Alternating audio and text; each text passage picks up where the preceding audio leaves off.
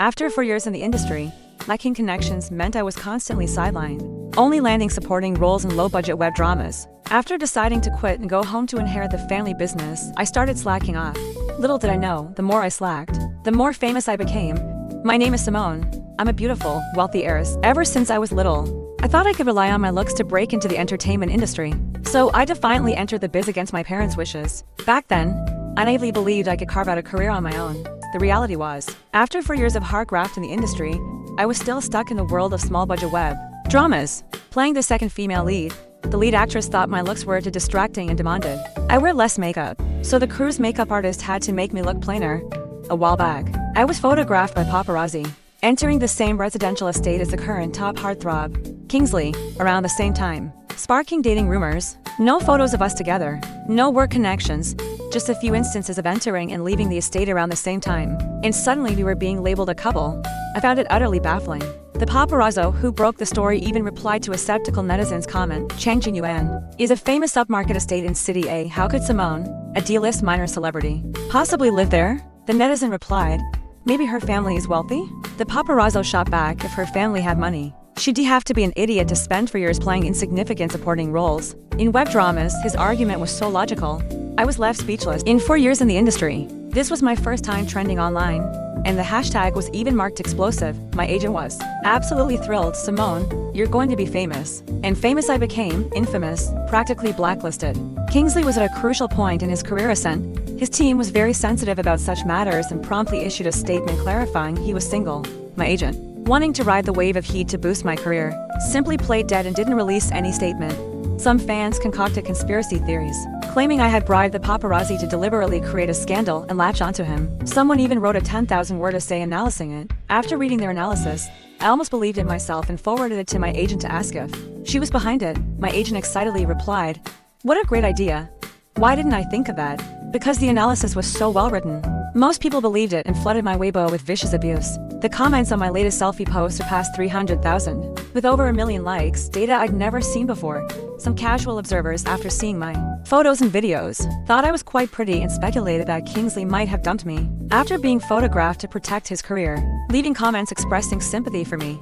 But their voices were too few and were quickly drowned out by the torrent of hate. My name stayed on the hot search list for 3 whole days, and I was scolded for 3 days. The most absurd part, I gained 600,000 followers. It had taken me 4 years of hard work to get my first 300,000 followers. My mentality was in shambles. It seemed I really wasn't cut out for the entertainment industry. I decided to slack off, planning to just coast for another year until my contract expired, then go home and inherit the family fortune. In stark contrast to my slacking, my agent was like a woman possessed, networking and pulling strings everywhere. She even drank herself into a stomach hemorrhage, trying to secure me a spot on a variety show, and ended up in hospital by her hospital bed. She held my hand, tears in her eyes. I fought for this opportunity with my life. You absolutely must seize it. She had landed me a spot on a reality show where young celebrities look after children. One of the permanent guests was none other than the current top heartthrob, Kingsley. She was clearly planning to milk this connection for all it was worth. Seeing how much she had sacrificed, I couldn't bring myself to refuse and eventually agreed. I'd just slack off during the show, stay far away from him, and avoid being in the same frame. I just felt a bit sorry for my family. They were about to be greeted by netizens again. This show was called Big Hand, Little Hand. There were 5 celebrity guests, 3 men and 2 women. The lineup was quite impressive apart from me. Everyone else was an A or B list artist. Kingsley, the long-reigning, massively popular top heartthrob. Rupert, a rising star who got famous from a trendy idol drama earlier this year. Nina, a capable young actress who regularly appears in mainstream films. Sean, a skilled actor who successfully transitioned from a high-rated suspense film. My spot had only opened up because the originally scheduled A-list actress had a scheduling conflict. Time was tight. I flew to the filming city that very day. The other 4 guests had already filmed the introductory segment, met the children, spent a night together, and been assigned their houses. The show used a 1-parent, 1-child family system, providing 5 separate small houses for them to live in. Because I was late, I had to passively accept the remaining house and child. The car couldn't reach the doorstep of the house arranged by the program crew. Under the scorching 39-degree sun, I dragged my suitcase for half an hour before finally finding the place. I was drenched in sweat, hot, thirsty, and my throat felt parched. Why was the door closed? I found the key in my bag, but it wouldn't unlock the door. Is this the wrong key? I asked the crew member beside me. It can't be wrong, replied the camera operator, also sweating profusely. I tried a few more times, but it still wouldn't open. Maybe it's locked from the inside. Through the window, A little boy laughed heartily seeing me struggle with the door. This must be the little tyrant no one dared to choose. The one who would be my partner for the segment. Bonnie. You big idiot. Ha ha ha. I'm not letting you in. The heat was making me irritable. I took a few steps back and suddenly kicked hard near the lock mechanism with two loud bangs. The door flew open. I'm boiling to put the cost of the door on my tab. I'll pay for it. With that, I grabbed my suitcase and strode inside. The cool breeze from the air conditioner washed over me. Finally, some relief. Out of the corner of my eye, I saw the little boy standing there stunned. I walked over to greet him. You must be Bonnie. I'm Simone, your temporary guardian. He remained rooted to the spot, his small body tense. Seemed like a rather introverted boy. Should be easy to handle. But his face looked a bit pale. Probably not in the best health. I'm so thirsty. Is there any water here? I looked around and spotted a watermelon on the dining table. Where's a fruit knife? I asked. Bonnie shook his head, no. Desperate, I punched the watermelon, splitting it into several chunks. I picked up a piece and started eating. I offered another piece to Bonnie. Want some? His face seemed even paler now. The crew members, watching the feed, were also stunned. This guest is quite something. After that, I took a comfortable shower, washing off the sweat. When I came out, I bumped into Bonnie trying to kick the door. He'd even scared by my earlier kicks, and was secretly testing whether he could kick the door open while I was looking. But no matter how hard he kicked, the door didn't budge. What are you doing? I asked. Completely baffled, hearing my voice, Bonnie jumped like a startled bird, retreating a few steps until his back hit the wall. And nothing, so timid, seems like a sensitive and introverted child. I headed towards the kitchen, asking casually, what do you want for lunch? Bonnie was naturally active and usually needed to be coaxed for over an hour to finish a meal. He clenched his little fists, mustering the courage to show this new guardian his little tyrant prowess. I only eat snacks. I was rummaging through the fridge, the rustling of plastic wrap covering the meat partially masking his words. I didn't quite catch what he said. Let's have pork ribs, they're in the fridge. Must be for lunch. They didn't even bother chopping them into smaller pieces beforehand, deliberately making things difficult for the guests. I tore off the plastic wrap, placed the ribs on the chopping board, and grabbed a cleaver from the knife block. Seeing he was being ignored, Bonnie got annoyed. Hands on hips, he demanded. Didn't you hear what I said? It was my first time chopping bones. Lacking experience, my face was a grimace of effort as I hacked away chaotically, bits of meat and bone flying. Hearing him, I stopped and turned. What did you say just now? Bonnie stared at the large cleaver in my hand, gulped and shook his head vigorously, scared. Nothing. If it's nothing, go peel the potatoes and shuck the corn. I ordered him around casually. Nothing. The crew, watching the feed and the on-site cameramen, were shocked. Bonnie was so unruly he wouldn't even eat properly. How could he possibly help with peeling? Bonnie was also stunned. What? I don't know how. Perfect. I don't know how either. It should be pretty simple. I grabbed a peeler and handed it to him. Just one potato and one corn, don't do more with that. I picked up the cleaver and continued my frenzy chopping. In the end, Bonnie obediently took the peeler and went out. A short while later, the camera showed Bonnie walking back into the kitchen, carrying a small stool. He stepped onto the stool, opened the fridge and took out the corn and potato. Then, he squatted by the bin, silently studying how to shuck the corn. The crew's jaws dropped. They couldn't believe it. Bonnie was actually being obedient. After shucking the corn, he struggled with the potato, finally managing to peel a small piece. He welled up with grievance, kept peeling, and then I started crying. He ugh, snap. I subconsciously let out a few grunts to motivate myself while chopping. Bonnie, help, she's terrifying. The crew struggled to hold back their laughter. Finally, I got all the ingredients into the pot. Then, I was stumped by the seasonings. Add salt to taste. How much is to taste? I turned and asked Bonnie. Bonnie looked blank. How would us kids know that? Who says kids don't know things like that? It's just that you don't know. Just like how other adults know how much salt to add. But I don't, that's on me. This kid probably couldn't stand others thinking he was inferior. He moved his stool next to me, climbed up and started swiping through videos on a phone. This video doesn't say. Let's watch the next one. After swiping through 2 videos, we finally found one with clear measurements. You're brilliant. I praised him. Of course, he puffed out his chest, proud. Why are you washing your hands and leaving? Bonnie asked, confused. What's wrong? I replied. Is that the only dish? Just soup, yes? I answered very matter-of-factly. Soup is all I know how to make. It's the simplest, just throw everything in. Wait for it to boil, then simmer. Yesterday at Nina's, I had 3 dishes and a soup. Kids need a balanced diet. Bonnie tried to accuse me of being unreliable. Was Nina nice to you? Of course. Much nicer than you. How was the food? It was yummy. Great.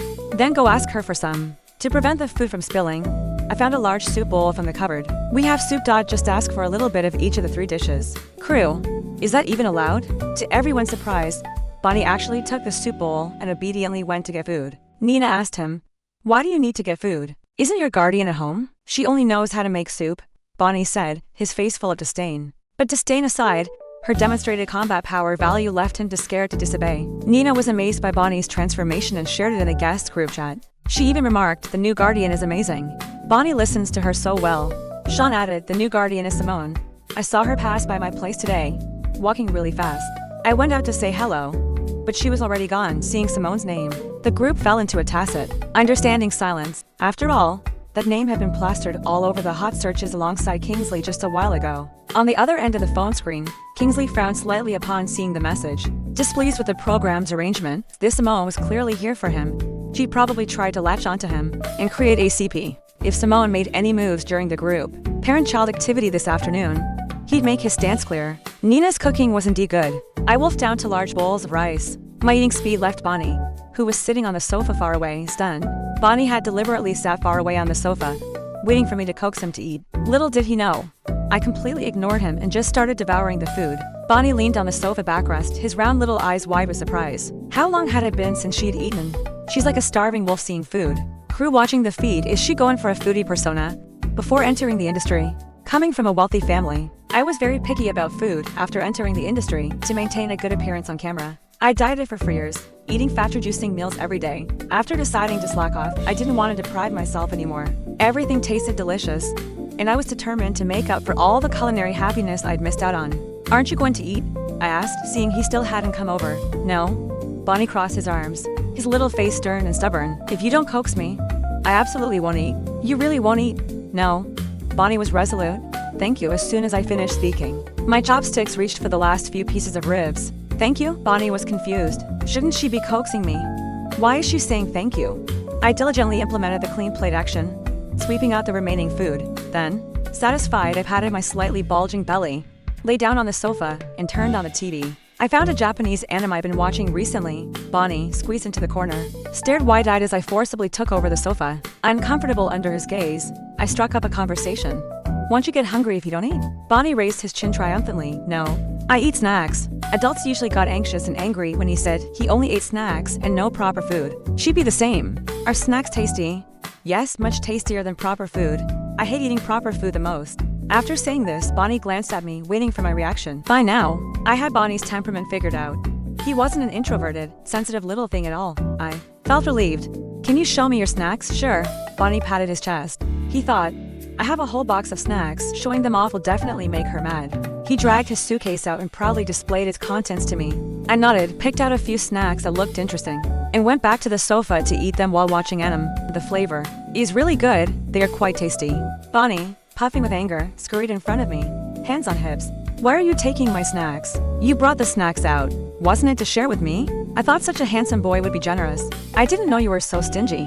I pretended to be angry, grievance welling up and shed 2 lines of tears. "Fine.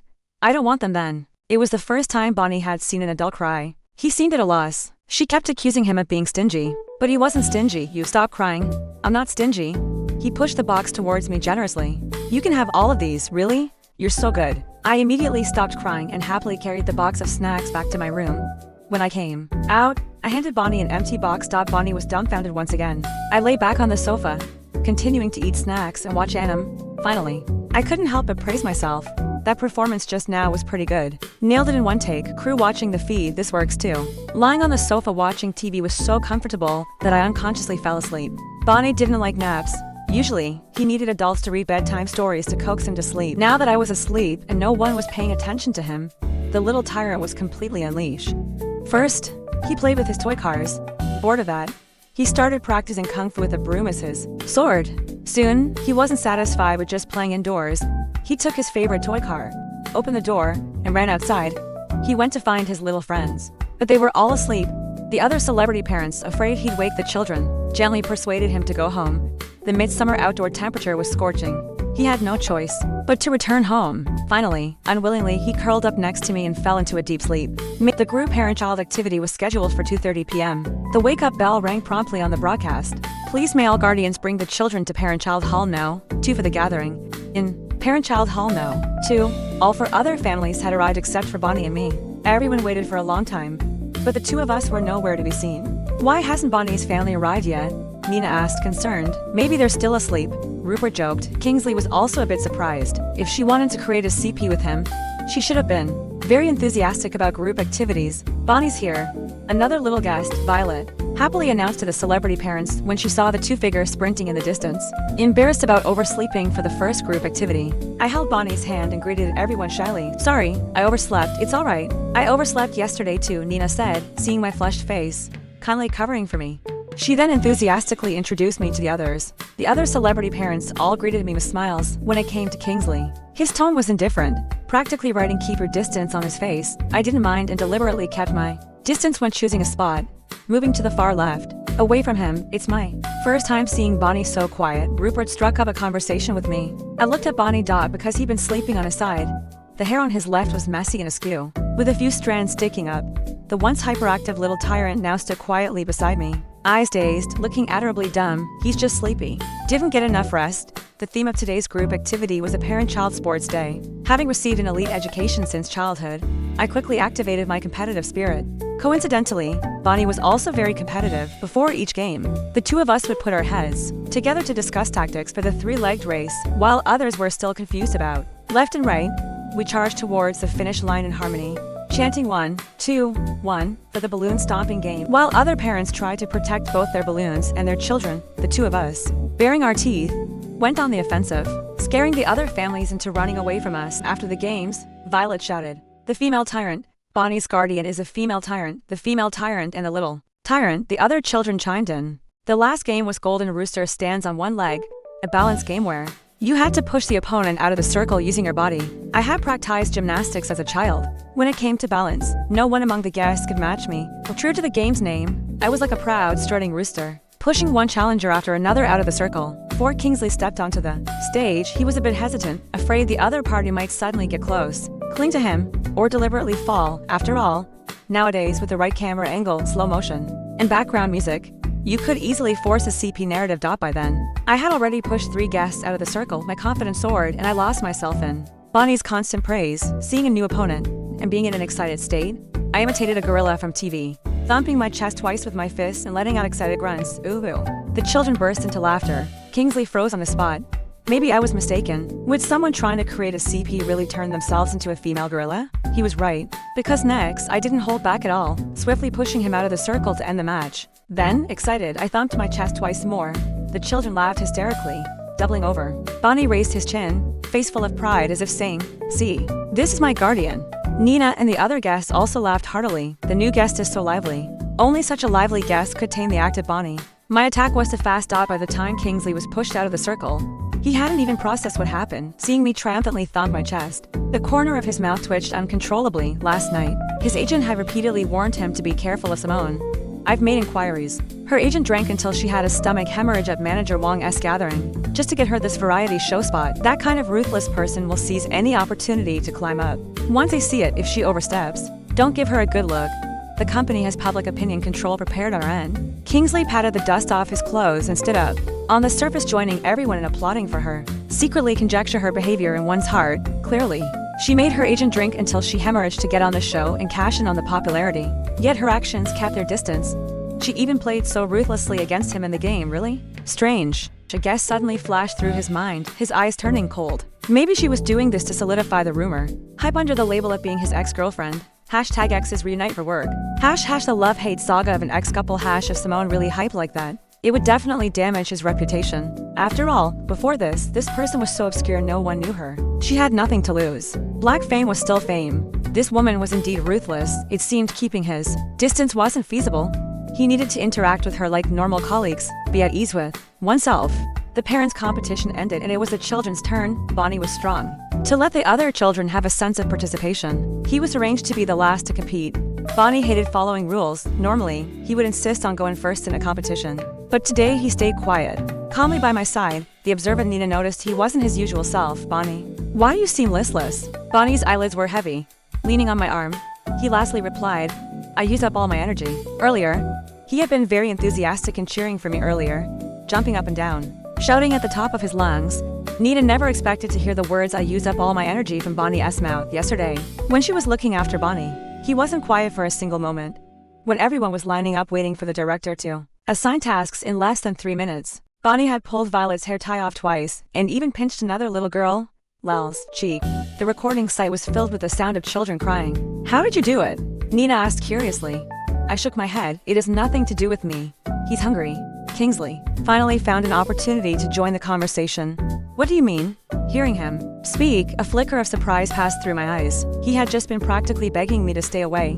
Why was he suddenly initiating conversation? He didn't eat lunch. As if remembering something, I added, and he probably didn't sleep much during his nap either. Hungry and sleepy, it was normal to be in this state. Everyone was puzzled. How could you let a child go without eating? The children had poor balance, so their game ended quickly.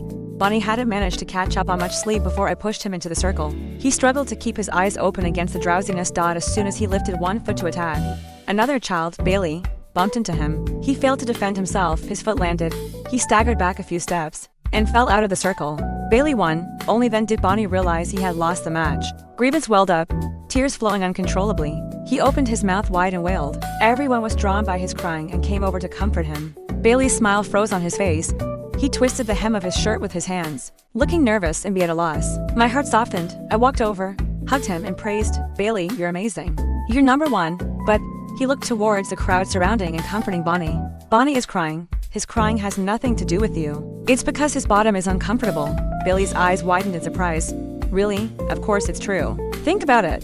Can he ever sit still on a chair? Bailey tilted his head and thought seriously. Seems like it died yesterday in the Chinese culture class. He kept leaving his seat, so we have to be understanding of him. I patted his little shoulder and whispered, this is a secret. You mustn't tell anyone. If you do, Bonnie will cry again. I put on a serious expression. You're 4 years old already? I believe you have the ability to keep a secret.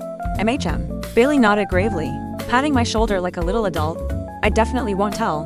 Bonnie is so pitiful. His bottom is uncomfortable, but he's too embarrassed to say it, so he gets criticized a lot. Thinking this, Bailey ran over to Bonnie and hugged him comfortingly. Bonnie, does your bottom still hurt? Being comforted by the person who just beat him about his sore bottom was, for the competitive Bonnie, even worse than losing.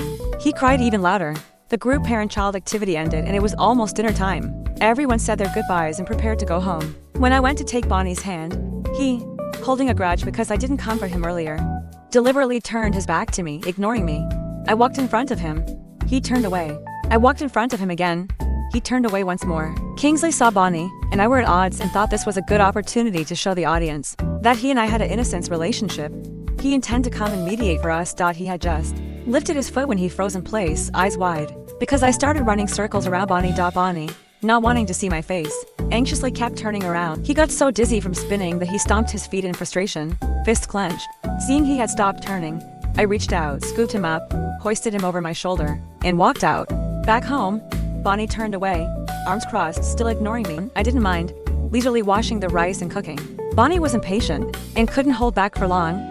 He took the initiative to find me and question me. Earlier, when I fell, why didn't you come check on me? Why did you go hug Bailey? Aren't you my guardian? Say something. His small hand blocked my way, domineering head tilted back, looking aggressively. I didn't expect him to have seen me hug Bailey. This was a bit tricky to explain. You're being mean to me. I said wronged. You're actually being mean to me. Bonnie? Why are you talking to me with that attitude? I was worried you were hungry, so I rushed home right after the activity to cook for you. You don't appreciate my efforts. And on top of that, you fierce me. At this point, tears welled up in my eyes and my lips trembled slightly, as if I was trying hard not to cry. Bonnie, bombarded by my accusations, had long lost his angry expression. Don't cry. I wasn't fierce to you. I was just asking you. I was relentless. Do you need to fierce me to ask a question? I wasn't fierce to you anyway. I'm hurt. From my perspective, that was me. But I like you a lot, so I don't want to argue with you about it. Go handle peeling the potatoes and corn for me. As I spoke, I handed the corn and potato back to him. He subconsciously took them. Why corn and potato again? Because I only know how to make soup. You can't even stir-fry greens, no. My mom says stir-frying greens is the simplest. Why can't you even do that? I don't know. I just can't. Are we going to have soup every day from now on? Yes. Hearing this, Bonnie squat disappointed by the bin and continued peeling the potato. His technique was gradually improving. By the time he realized something was wrong, he had already finished processing the potato and corn. Wasn't it her who ignored me? How did it become my fault in the end? He stormed over to me, puffing with anger, about to speak. I lowered the vegetable basket, and he subconsciously placed the corn and potato inside. Just then, there was a light knock on the door. Looking towards the sound, Nina walked in with Violet. Simone, are you already cooking? In the process, I said with a smile. She saw the peeler in Bonnie's hand and exclaimed, Bonnie, are you helping peel the potatoes? Yeah, he's very capable. I praise appropriately at the right time. Nina surprisingly rubbed Bonnie's head and praised. Bonnie, you're amazing, you can even peel potatoes. Bonnie loved being praised and added, I shucked a corn too. So impressive as Nina said this. She gave me a thumbs up. Let's have dinner together tonight. Sean's place has a large round table. We're gathering at his place tonight. Sure. I readily agreed. I thought I'd only have soup tonight. It was the first group dinner for all the guests of Big Hand, Little Hand. At the table, while others chatted and laughed, Bonnie and I each held a bowl, concentrated on eating. Bonnie eats so well now, Nina remarked in surprise. Yesterday, it took her over an hour of coaxing to feed Bonnie one bowl of rice. And now, after just one day, he could eat by himself so well. Simone, how did you do it? She didn't know how many times she had asked this today. It has nothing to do with me. He didn't eat lunch, so he's hungry. If a child doesn't like eating, just let them go hungry for one meal. Sean rarely saw Bonnie so quiet and well-behaved and teased him. Bonnie, would you like me to be your guardian? Bonnie was busy eating and didn't want to chat. He looked up, face stern, and trotted out the line his dad used at home. John, one does not speak during meals. From his observation, Simone, although she cried sometimes, had the highest combat power value. She could kick the door open with 2 kicks. Sean was so skinny, he definitely couldn't save him. He might even drag him down to get beaten up together. Everyone was amused by Bonnie. But Bonnie didn't care, lowering his head to continue eating. Starting tomorrow, it'll be back to just soup. With great difficulty, there's proper food now. I must eat more. After dinner, the children left the table to play together, while the celebrity guests looked at the night view and had a heart-to-heart talk. This was a segment arranged by the program crew, where guests could openly discuss their life attitudes and past experiences. It was a segment to attract fans. I didn't have the need to attract fans, so I just sat and listened to them talk, occasionally nodding in agreement. I think you're right, exactly, yes, Simone. You seem to lean more towards a free-range parenting style. Kingsley suddenly called me out. Everyone's gaze swept towards me. The nearest camera immediately turned and focused on my face. In this situation, I had to speak. What was up with this, Kingsley? Given our rumor history, shouldn't we be avoiding each other? My idea does lean towards free range. I think children shouldn't be kept in a honey jar all the time, like Bonnie. He doesn't like eating or napping. I simply stopped forcing him, let him experience hunger and sleepiness firsthand. And he understood the importance of eating and sleeping. But you can't completely let them be. It needs to be guided free range. I used to say this often when looking after my younger brother at home. I had it memorized. Boys can be free range, but girls need finer care. Rupert proposed a new viewpoint. Everyone started discussing this viewpoint again. Seeing the topic had shifted, I breathed a sigh of relief and continued slacking off. For some reason, I felt a gaze constantly scrutinizing me, which was uncomfortable. Following that gaze, I met Kingsley's probing eyes. I calmly turned away, pretending that contact never happened. This guy's fans were fierce. My private messages were almost blown up. Better to have as little interaction as possible. But Kingsley was full of questions. Why was she even avoiding eye contact? After hearing her speech just now, he thought she made a lot of sense. He could feel she had Bonnie's best interest at heart. The guests on the show were all young artists. Most were considering how to present themselves best. To cater to fans and audiences, they would gently treat every child, fulfilling the fans' fantasies about them. Only she was seriously practicing her own educational idea. Throughout the day, she had been avoiding him and hadn't been overly friendly with the other popular artists either. She seemed quite normal. Meanwhile, the official Weibo of Big Hand, Little Hand officially announced the full lineup of the program. The photo used was a group photo taken before dinner that night. The caption was long, first adding the artists, then adding all the children. Among the permanent guests, the name Simone stood out glaringly among the crowd of popular artists. Is the program crew crazy, Simone? What's this thing mixed in? Are you joking with us? As soon as this Weibo post went up, Kingsley's fans were completely furious and started directly scolding. In the official Weibo's comments, how much did the sister freeloader pay to get in with investment? Who does this show's heaterly on, don't you know? Think Kingsley's easy to bully? Opened by accident, rip. Then, they organizedly put up big character red posters for questions for Big Hand, Little Hand, accusing the unethical program crew. Unlike the fans' rage, casual onlookers, who are just watching the drama unfold, were excited. I'm starting to suspect this variety show is Kingsley's breakup compensation for her targeted poverty alleviation. If they were really a couple before, this show lets me see exes forced to work together. If they weren't a couple, I can still watch the comedy of the woman is forcefully hyping it up CP. Either way, I'm definitely watching the show. This people who are onlookers is super looking forward to it. Can it start broadcasting now? Passerby like headless flies. We're asking everywhere. Who is Simone? What's up with Simone? With the heating from various netizens, hashtag Kingsley Simone rushed to the #1 spot on the hot search, closely followed by hashtag Simone who. Hashtag #2. Back at the small house, I got my phone from the program crew. As soon as I turned it on, I saw over a dozen missed calls. In the WeChat chat box, There were actually 99 unread messages from my agent, Fiona. It wasn't in vain that I risked my life to get you on this variety show. You must seize this opportunity. You're famous. You're really famous this time. Hot search numbers 1 and 2 are both you. Trending again. I didn't need to look to know what it was about. The pleasant ringtone sounded. Fiona was calling again. I decisively pressed the power off button and handed the phone back to the program crew. Let the world be chaotic and turbulent. It has nothing to do with me. After finishing my wash, I came out to find Bonnie practicing martial arts with a toy sword, hacking away at the dolls in the room. Monster, show your true form at once. Tired of hacking, he started playing with the gun, making pew-pew sounds as he ran around the room. Amidst the noise, I calmly applied a facial mask, lay on the sofa, and watched Adam. He got tired of playing alone and came up to me, complaining, "This cartoon is so childish. I don't even watch it. You're so mature," I said, pushing his face away and continuing to watch. Bonnie wasn't used to being ignored like this. Adults always coax him, revolving around him. "I'm not wearing shoes," he said, lifting his foot to show me his dirty sole. A mischievous smile on his face. I ignored him. "I'm going to step on the bed." He ran towards the room on his bare feet. Just before reaching the door, he stole a glance at me and froze under my serenely gaze. Simone is terrifying. He felt a killing intent. I took off my mask, face cold, and slowly walked towards Bonnie. Bonnie's mind flashed with images of me chopping bones and kicking down the door. His little body went weak with fear. Pressing against the door, I walked past him and into the bathroom. For years of playing vicious, supporting female characters had given me at least this much aura and deterrence. Bonnie, still immersed in the fright, patted his chest and muttered stubbornly, "Not scared." Not scared. In the next scene, he was searching the whole house for his shoes. After putting them on, he sensibly went to the bathroom to wash his feet. The program producer was making rounds in the control room, checking the camera feeds from each house. When he saw Bonnie obediently washing his feet in the feed, he couldn't hide his surprise. "Who's monitoring Simone's house?" he asked. "How has Bonnie changed so much?" He paid more attention to popular artists like Kingsley, and wasn't very clear about Bonnie's situation, Mr. Lee. "I dare guarantee, the Simone and Bonnie combo has great potential. Their topic heat won't be low." Chief Director Leonard said this with barely concealed excitement. "I've been making variety shows for so many years, and I've only seen a few pairs with such variety show chemistry." Kingsley and the others followed the rules. Apart from making netizens shout "so handsome" or "so warm," there wasn't much else to discuss. But with the Simone and Bonnie combo, he couldn't stop smiling the whole time he was watching. Hearing his evaluation, the producer also became interested. The chief director played some clips of the two interacting. The more they watched, the more excited they became. When they looked back at the camera feed, their eyes were shining. 9:30 p.m. The children's bedtime. The other families had already reached the storytelling coax to sleep stage, but Bonnie was still crawling around on the bed, occasionally making Spider-Man web shooting gestures. "Spider-Man is here. Spider-Man, it's time for bed." He had been waiting for me to urge him. He handed me the bedtime storybook from under the pillow and slipped under the covers. He thought gleefully, "Go on, coax me to sleep.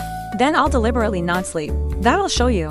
"Bedtime story?" I raised an eyebrow, somewhat surprised. "Yes, I need a bedtime story every night to fall asleep," Bonnie said, only his head peeking out from the covers, his round eyes looking at me expectantly. "You don't need a book to tell a story." I threw the book aside and sat up straight. "Once upon a time, there was a little girl called Little Red Riding Hood. I've heard Little Red Riding Hood ages ago." Bonnie's face was full of disdain. "Snow White was originally the happiest person in the world. I'm 4 years old already. I'd rather hear about Princess Eyes and Snow White." Bonnie discontentedly rolled around on the bed. "Princess Eyes?" I looked puzzled. "I've never heard of that. How do you not even know this?" Bonnie came closer to laugh at me. I shook my head. "You're lying. There's no Princess Eyes." "There is." "Then tell me the story." "Fine, I will." Bonnie started telling the story from memory, even adding some plot lines he liked. Princess Glasses fighting monsters, wreaking havoc in heaven, riding a spaceship. A small story stretched to half an hour. As he kept talking, he got sleepy from his own storytelling, then lay down on the bed and fell into a deep sleep. His plan to annoy me had failed once again. While he was asleep, I sneaked a few packets of snacks hidden in the cupboard and went to the living room to continue watching Adam. To maintain a good on-camera appearance, I strictly kept to a beauty sleep schedule. After deciding to slack off, I had an epiphany. Life is so short, I should enjoy everything I can. 10 o'clock. Nightlife was just beginning. The next day, Bonnie shook me awake. His face was streaked with tears, and he looked at me with a mix of hurt and anger. "Why are you sleeping on the sofa again?" He was still a child after all, lacking a sense of security. Waking up and not seeing me, he panicked, ran out crying without even his shoes. Searching for someone, I reached out, pulled him onto the sofa and asked groggily, "What time is it?" Bonnie glanced at his digital watch and said huffily, 7 o'clock, still early. I'll sleep for another hour." Groping around, I found the remote and turned off the TV. "You're so lazy," Bonnie frowned, glaring at me. "I don't want to sleep anymore. Hurry up and help me get changed." "Can you hear me?" The only response was the even breathing of deep sleep. Ding dong, the doorbell rang. I grumbled discontentedly and buried my head under the covers. Bonnie looked at me, couldn't help but sigh, and resignedly went to answer the door. A crew member handed him a task card. "Where's your guardian?" the staff member asked. Hearing the question, Bonnie glanced at me, buried and snoring loudly on the sofa, placed a small hand on his forehead, and let out a long sigh. "Uncle, you can tell me my guardian is unreliable. The production team has prepared breakfast for you. Hidden at the 5 locations marked on this map," the staff member said, pointing at the map card. "It's a treasure hunt task. Today's tasks will be ranked by points. The one in first place can make a wish to the production team." Hearing he could make a wish, Bonnie's eyes lit up. He went back to the room, managed to change out of his pajamas, and quietly brushed his teeth and washed his face. The whole process was done furtively. After finishing everything, he tiptoed through the living room and dashed out of the house as if making an escape. Do the task, get first place, make a wish, change guardians. During the breakfast treasure hunt, other families were chatting and laughing, holding hands. Bonnie was single-handed, couldn't read the map well, and ran around everywhere. Because he left the earliest and ran the fastest, he was the first to find the food. Other children were eating breakfast under their guardian's soft coaxing. He ate by himself, then sat by the door, chin in hands, waiting for time to pass. As soon as 8 o'clock arrived, he punctually came in to wake me. "Simone, eat your breakfast quickly. There's a competition later." In the subsequent tasks, Bonnie was more enthusiastic than anyone else during the find eggs in the chicken coop segment. While other children were scared crying by the flapping chickens, he also hid in the corner, tears in his eyes. Seeing he was genuinely scared, I said, "Bonnie, if you're scared, come back, we have enough points." Hearing this, he clenched his little fists as if making a momentous decision. He bravely walked deeper into the chicken coop, crying as he retrieved the eggs. The guardian's task was to catch 10 chickens. Seeing how much he wanted to win, I put in some effort too. While other guardians put caught chickens into cages, I directly picked up a cage and charged into the flock like a wolf among sheep. After the flurry of feathers settled, I ran out carrying the cage, the first to complete the task. I gave Bonnie a brilliant smile and assured him, "Don't worry, our family's points will definitely be first." "Why is your face so pale?" I asked. "Bonnie, why isn't there a single guardian? Who can beat Simone? She's so fierce. Will anyone dare to take me in after this?" Bonnie became listless. He remained listless until the recording ended the next morning. Seeing his parents, who came to pick him up, he ran over swiftly, without a backward glance. After the first location's recording ended, I didn't dare return to my flat in City A because of the rumors. So I found a place to stay temporarily in nearby City C. Fiona, worried about my safety, sent 2 bodyguards over. They stayed on the same floor. She strictly forbade me from going out alone. I thought it was unnecessary. Surely fans wouldn't be that crazy. She forwarded me a few screenshots. Vile language and various intentionally sharpened, photoshopped ugly pictures nearly burned my eyes. They really hate me. The bodyguards were indeed necessary. The teaser for Big Hand, Little Hand aired. Several popular artists brought their own fanbases, dominating the hot search charts and attracting many viewers. The celebrity guardians met the 5 cute children for the first time. Although there were constant minor incidents, the guardians patiently and gently resolved them. Among them, Bonnie was the most mischievous. His parents' excessive doting had fostered a self-centered personality. If anyone displeased him even slightly, he would throw a tantrum. In the teaser, he had made every other child cry. He didn't spare the celebrity guardians either, deliberately playing pranks to get their attention. The guardians didn't know how to handle him and could only try to meet his demands as much as possible. Many viewers in the bullet comments exclaimed that their fists were hardening. "If this were my child, I'd have already resorted to physical punishment. These guardians have such good tempers." At the same time, a wave of voices defending Bonnie emerged. "He's just a child. No need for such malice. This little brother is so handsome, a young domineering CEO. Am I the only one who finds him hilarious?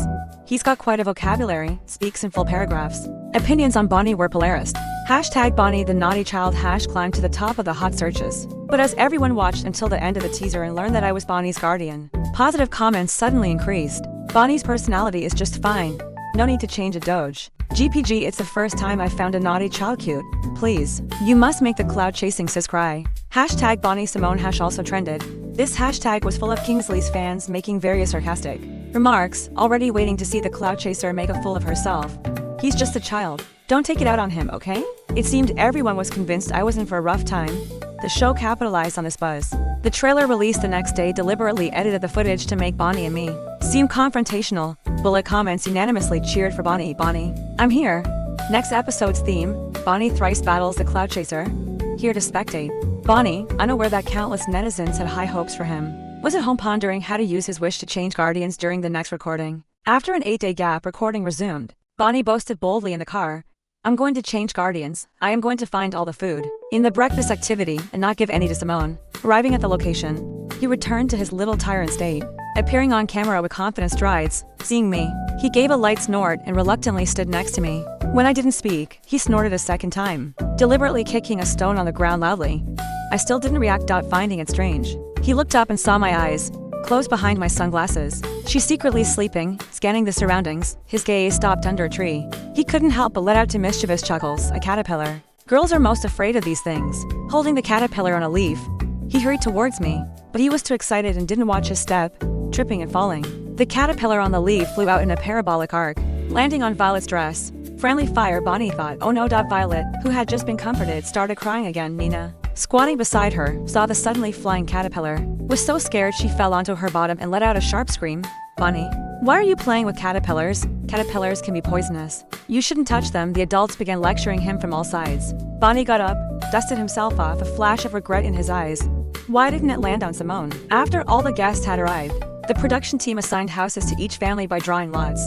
Then, they gave everyone a map and told them to find their own way. Bonnie, who had been enthusiastic about treasure hunting during the last recording, seemed disinterested this time. Instead, he was captivated by the rural flowers, plants, and shrubs, stopping every few steps. Simone, he suddenly ran up to me. Look at this. On his palm lay a still wriggling caterpillar. He looked up at me, eyes sparkling brightly, watching me expectantly. Scared now, aren't you? I asked. What are you doing catching a caterpillar? I like caterpillars. Simone, do you like them? He deliberately moved the caterpillar closer to me as he spoke. I remained calm on the surface and reminded him, many caterpillars are poisonous. Be careful you don't get a rash. Bonnie laughed triumphantly in his heart. The crew guy just said the same thing. You're clearly scared, just pretending to be calm. If you like insects, I spotted a grasshopper in the grass by the roadside. Out of the corner of my eye, tiptoeing over, I reached out and grabbed it in one swift motion. Holding the grasshopper, I offered it to him. It would be a better choice. He stared in shock at the grasshopper in my hand, rooted to the spot, not daring to move compared to the fuzzy green caterpillar this large. Dark brown grasshopper was indeed uglier. Although I was pinching it, it flapped its wings vigorously, creating a rasping sound. Combined with its large head and shell, it looked quite aggressive. It scared the city boy Bonnie into retreating to steps. Oh, and it can fly, you know? I let go. The grasshopper spread its wings, instantly doubling in size, and flew towards Bonnie. Bonnie screamed repeatedly and fell onto his bottom. There's another one here. I accidentally found a stick insect. Placing it on the back of my hand, I moved closer to show Bonnie. The stick insect had 6 long, thin legs. At first glance, it looked like a skinny, long-legged spider. Bonnie was most afraid of spiders. The moment he saw the stick insect crawling, his psychological defenses completely collapsed. Crying, he said, "You, stay away from me." I smiled. "Do you still like bugs?" He shook his head vigorously, tears in his eyes. "No, I don't like them anymore. Never again." "Good boy," I said gently. Another scream suddenly rang out. Following the sound, I saw Kingsley standing on the path we had come from. The little girl Yolanda in his arms was scared, crying by the stick insect in my hand, pointing at my hand and saying, "Bug." Kingsley covered her eyes and comforted her softly. "It's all right. The bug won't come over." Seeing me look over, he glanced at the stick insect on my hand, his expression complex, and asked, "What are you doing?" More friendly fire. I smiled. "I'm teaching Bonnie about insects. This is a stick insect. It's not poisonous." After finding our house, I was tidying up inside. Bonnie sat on a stone stool in the yard, sighing like a little adult. He suddenly looked at the cameraman beside him and asked, "Brother, what do you think Simone's weakness is? How can there be a girl who isn't even afraid of bugs?" The cameraman tried hard not to laugh. "I don't know."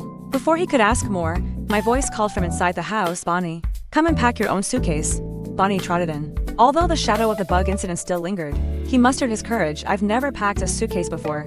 I patted his shoulder. "There's a first time for everything. Cherish your first experience, don't you think?" I asked with a smile. To Bonnie, this smile was like a demon's threat. He hurriedly nodded. "Simone is right. I'll cherish it." "Wah, she's so scary." I let him handle the packing and walked out of the room. There were apples in the fridge. I took one, munching on it as I headed towards the rocking chair under the big tree outside the door. It was just after moving in. The other guardians were at their busiest, both coaxing their children not to cry and cleaning their houses. I lay in the rocking chair. The shade from the big tree blocked the heat, leaving a patch of coolness. I closed my eyes comfortably, listening to the insects and birds of nature, musing that the rural courtyard had its own rustic charm. The room had been cleaned beforehand. It was livable. No need to clean it again. I'd filmed in remote mountains before. Staying in environments 100 times dirtier and more chaotic than this, I could tolerate it. But Bonnie, accustomed to clean houses, couldn't. Frowning at the dust and clutter in the house and knowing I was unreliable, He had no choice but to clean it himself. So dirty. How can anyone live here? Rupert and Kingsley's houses were close together. After visiting each other, they asked the crew for the addresses of the other guests and went together to tour them. On the way, Nina's curiosity was piqued and she joined the tour with Violet. When they arrived at my place, they were amazed by the large banyan tree outside and gathered around to look. It's so cool under this tree. It feels cooler here than inside the house. Where's Bonnie? Nina asked. As soon as she spoke, she spotted the small figure sweeping inside the door and froze in place. The others saw it too. They looked at me, then at Bonnie, their expressions baffled. Just who is the guardian and who is the child here? Why is Bonnie cleaning while the guardian is sleeping? I spread my hands. I think the environment is fine. I can live with it. Bonnie likes cleanliness. He decided to clean himself. Everyone, Bonnie saw them as if spotting saviors. He rushed out with the broom. Brothers, sisters, my house is so dirty. Can you help me clean it? Although Bonnie's usual mischievousness had given them plenty of headaches, seeing his expectant eyes begging for help, they couldn't harden their hearts. So, the adults from 3 families pitched in to help clean. Bonnie, freed from the task, moved a chair and sat next to me. He broke a cool cucumber from the fridge in half, offered one half to me, and I casually took it. We enjoyed the cool together. After another lunch of just soup, Bonnie increasingly felt I was unreliable. During the afternoon group activity gathering, he sweet-talked the director into lending him a mobile phone for half an hour. The children rolling around in the grass were also drawn to the phone and crowded around to look. Bonnie, how come you have a phone? I want to play too. Bonnie put on a stern face and lectured. Don't just think about playing on phones all day. I'm using this for learning. The gathering of children attracted Sean's attention. He came over to look and, surprisingly, saw them using a phone. Bonnie, whose phone is this? Sean asked. Director Uncle lent it to me. Why would the director? He trailed off after seeing the content on the screen. You are learning to cook. Bonnie nodded with a pained expression. Simone only knows how to make soup and it tastes horrible. The strangest thing was, she ate it happily every time, as if she'd never tasted anything good. He had no choice but to learn himself. Violet hugged Sean's leg and said weakly, Bonnie is so pitiful. He doesn't have any proper dishes to eat, Bailey said. Sean, let's bring Bonnie some food in the future. It's so hard, I can't learn it. Yolanda leaned on Bonnie's shoulder, her fair, tender face scrunched up. Leo stared at the screen, his expression serious. I can make egg fried rice. We have cooking as an extracurricular task at my school. Then teach me next time. Bonnie, said. Sean fell into deep doubt. Had he misjudged Bonnie before? Although his personality was a bit cheeky, he was the most responsible among all the children.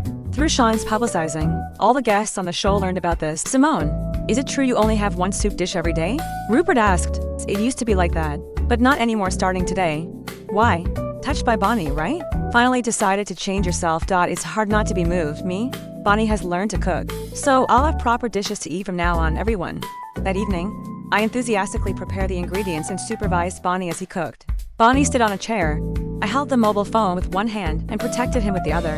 He mimicked the technique from the video, flipping the spatula. Fry until golden brown. It's yellow now. Water, Bonnie called. The assistant immediately turned off the heat. Fetch a small bowl of water for him, and turn the heat back on after Bonnie poured it in. Next, we need to let it simmer. We'll add the seasonings just before it's fully cooked. While the dish simmered on low heat, we took a small bowl and replicated the seasonings from the video 1-to-1. 1 spoon of oyster sauce, half a spoon of light soy sauce, half a spoon of cooking wine. The final result, stir-fried pork with garlic sprouts, was a bit burnt by accident due to the heat being too high, but it was still edible. Because he made it himself, Bonnie ate 2 large bowls of rice. That night, when he got his phone, he spent a full hour sharing this with his parents. After deciding to slack off and not caring so much anymore, my desire for my phone decreased. When the crew returned it, I just set it aside, too lazy to turn it on. So, I didn't see Fiona's bombardment of messages and countless missed calls. The first episode of Big Hand, Little Hand aired at 8 p.m. that night. By the time I got my phone, the video platform had already updated. Knowing I was in this episode, countless mischievous netizens watching for drama flooded in. I'm here to judge the rumored CP just arrived. Where's the drama? Bonnie's backup army has arrived. One location was split into 2 episodes. I arrived late, only appearing when the progress bar was almost 1/3 through. A car appeared on screen, with a cute subtitle in the top right corner. Someone's arrived. Who could it be? The car door opened. The camera zoomed in, moving up on the shoes until finally focusing on the face. That day, I wore a loose shirt and shorts, my hair tied in a ponytail, looking fresh and casual. The casual drama-watching netizens excitedly spoke up. She's a bit pretty. Is that her bare face? No makeup. Her legs are so straight. Great figure if she really is the one. The top star wouldn't be losing out.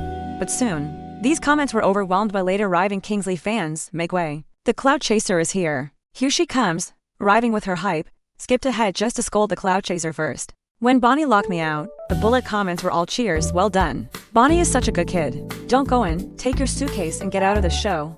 But after I kicked the door open with the blows, the subsequent plot gradually derailed, becoming uncontrollable. Under the intimidation of a stronger force, Bonnie actually became obedient. Most bullet comments were still maliciously cursing me. Why come to a parenting show if you can't do anything? Is she trying to build a foodie persona? What qualifies someone so lazy to be a guardian? The clout chaser will do anything to get famous. But a small number of different comments also appeared, so satisfying. That's how you deal with a naughty kid. Their interaction is hilarious. Am I the only one who thinks she's beautiful and cool? My appearance in the same frame as Kingsley was the highlight of this episode. The production team, stirring trouble, deliberately paired my late entrance with sweet background music. This provoked Kingsley's fans to scold in the bullet comments. As they scolded, the on-screen situation became increasingly bizarre. They watched dumbfounded as I swiftly caught Kingsley. From then on, the number of ha-ha-has in the bullet comments grew. The topics #Kingsley Simone and #Simon Slacker Palenti rocketed to the hot searches. Amidst the sea of cursing, these hot search topics gradually saw the emergence of many different voices. The Simone Bonnie combo is too funny. This variety show is great. Everyone go watch it. Just finished judging. Feels like they aren't familiar. Probably had no prior relationship. Can someone tell me if Simone is really wearing no makeup? She's so pretty. The night it aired, my Weibo followers broke 1 million. Under my newly posted promotional Weibo for the show task, some comments from casual netizens emerged from the cursing beauty. Can you share your makeup routine? Watching you deal with the naughty kid was so satisfying. You nearly made me die laughing tonight. Unfortunately, because I didn't check my phone and cut off contact with the online world, I knew nothing about this. The next day, Bonnie was woken by the heat. I had unconsciously slept right against the fan, blocking all the cool air. Drowsily, he climbed onto me, resting his head on my shoulder, and finally felt some coolness. A knocking sound came from the door.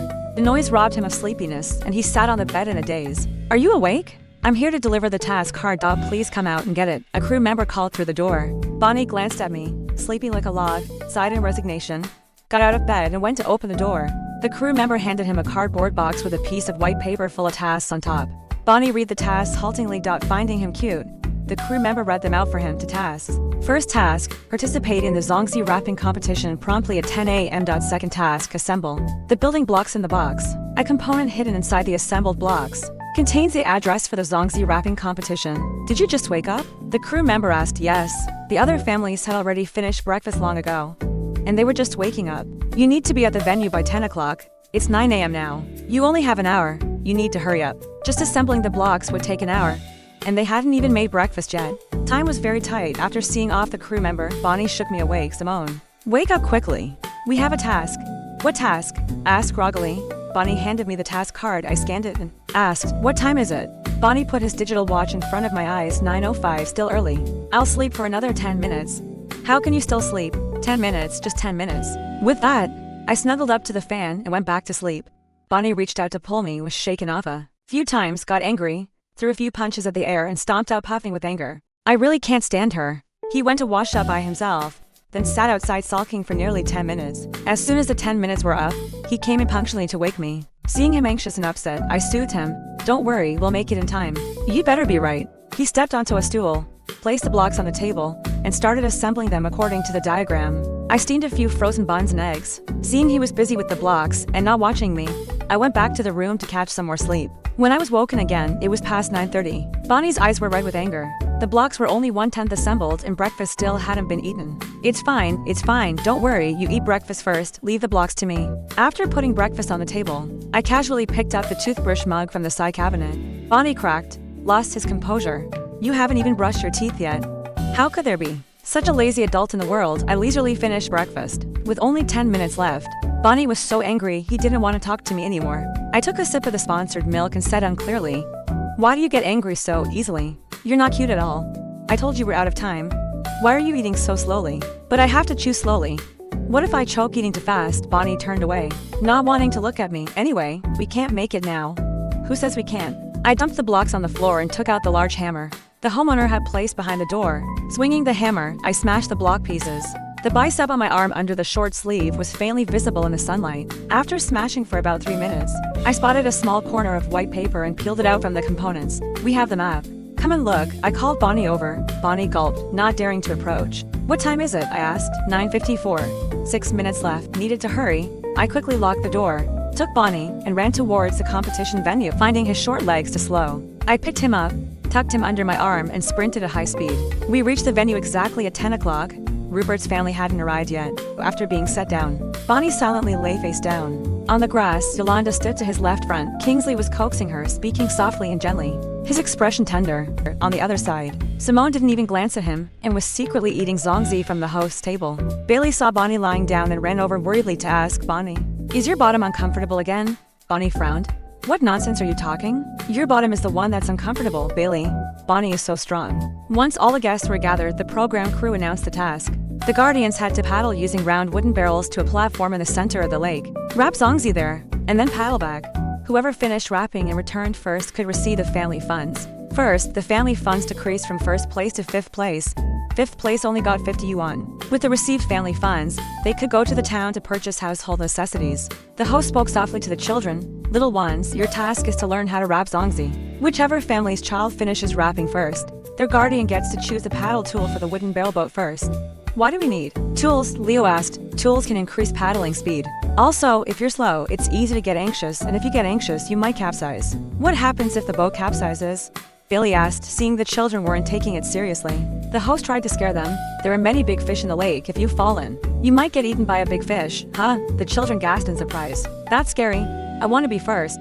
I don't want Nina to get eaten. First place is mine." Bonnie secretly chuckled to himself. There's such a good thing. During the zongzi learning session, while others folded leaves, he accidentally tore them. While others added rice, he spilled it. Through a bout of playing dumb, he successfully secured last place. I was assigned a small spoon as a paddling tool. The guardians got into the barrels. The other children watched nervously, afraid their guardians would fall into the water. Bonnie screamed internally, "Fallen. Fallen, unfortunately."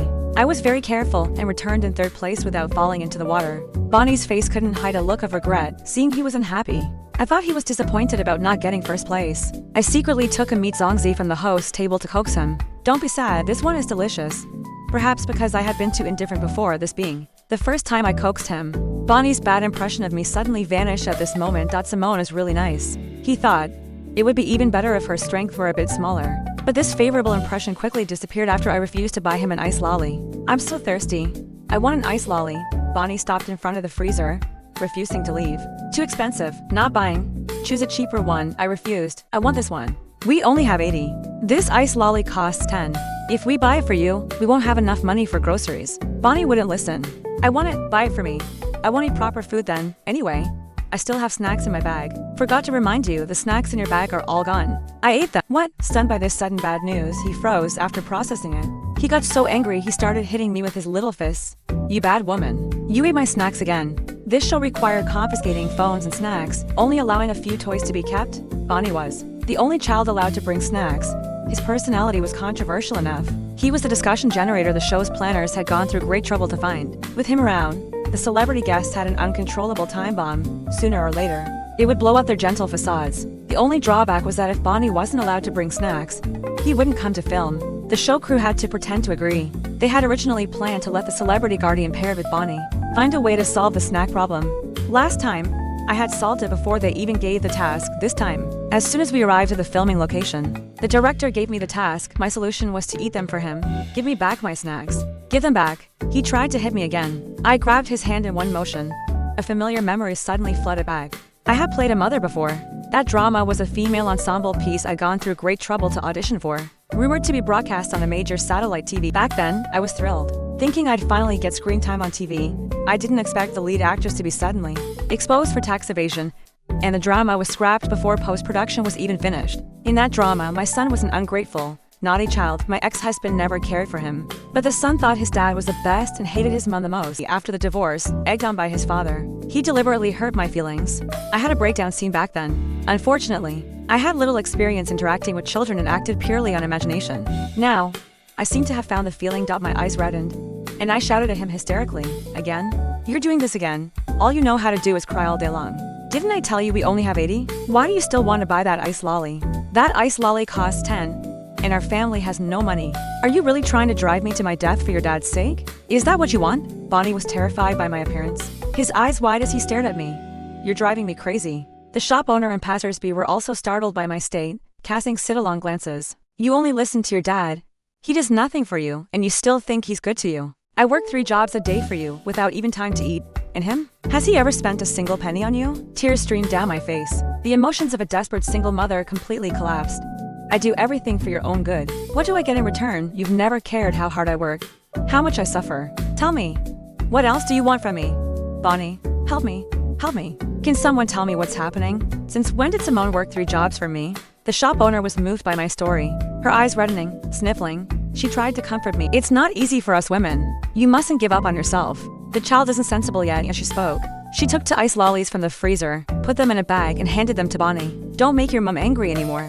It's very hard for her raising you alone. The onlookers also one after another voiced their support for me, criticizing Bonnie for not always thanking his good-for-nothing dad, who contributed nothing, was so great, while being criticized. Bonnie was also fed treats by them. Someone even stuffed a bottle of water and tissues into my hands. I held his hand. Bonnie was still dazed, walking with me foolishly. When we reached the next corner, I suddenly turned back and said, my emotions weren't quite right just now. How about we do another take, Bonnie? That night, after finishing his phone call, Bonnie climbed into bed and clingily hugged my arm. Simone, did you meet a bad man? Why do you ask that? Mom said so. Bonnie said honestly, Simone, I have an uncle. He's rich and good-looking. Do you want to meet him? I was a bit surprised. You want to set me up, yes? My uncle recently made my mom angry. You can hit him as much as you want. I won't feel bad. Who knows what Bonnie's parents said to him that night? When the recording ended the next day, the way he looked at me was still rather strange. Before leaving, he used his smartwatch to add me on WeChat. Simone, I'll find you a good man. After the recording ended, my agent Fiona, who had just been discharged from the hospital, came specially to pick me up. In the car, she kept pressing me. Did you see the hot searches? Why didn't you answer your phone? Quick, check Weibo. It's completely changed. Seeing I was reluctant to move, she logged into a side account and moved the phone over to me. Look at your follower count. 1.8 million. The day I came for the recording, it hadn't even broken 1 million. Did you buy followers? I asked. Fiona was speechless. If I had money to buy you followers, I would have done it long ago.